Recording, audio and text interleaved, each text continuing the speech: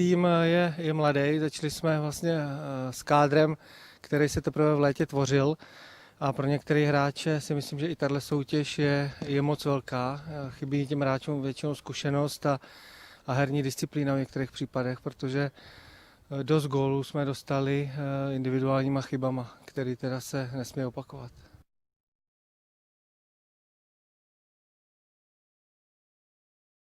V každém případě si myslím, že je to i nesehranost, protože kolovalo během podzimní části 34 hráčů v základních sestavách během toho podzimu, takže si myslím, že těch hráčů je docela dost a že bych chtěl spíš tým trošku stabilizovat a aby ty hráči se na sebe zvykli a zvykli si na posty, na kterých mají hrát a myslím si, že ta hra by se mnohem zlepšila a hlavně v defenzivní činnosti.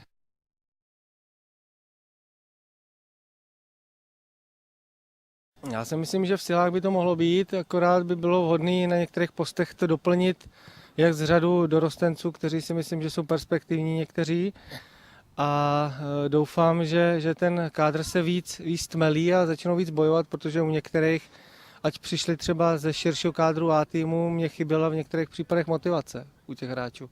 A nepodávali takové výkony, na které bychom asi byli všichni zvyklí a které bychom si představovali.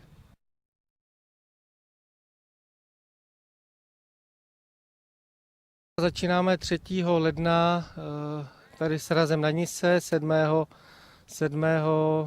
absolvujeme testy a pak vlastně budeme trénovat dvoufázově každý den.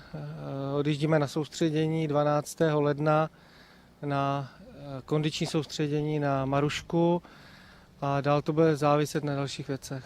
Jinak teda v každém případě tam je hodně přátelských utkání, takže všichni hráči, kteří v tom týmu budou mít stejnou startovací čáru a budou se o ty místa muset prát.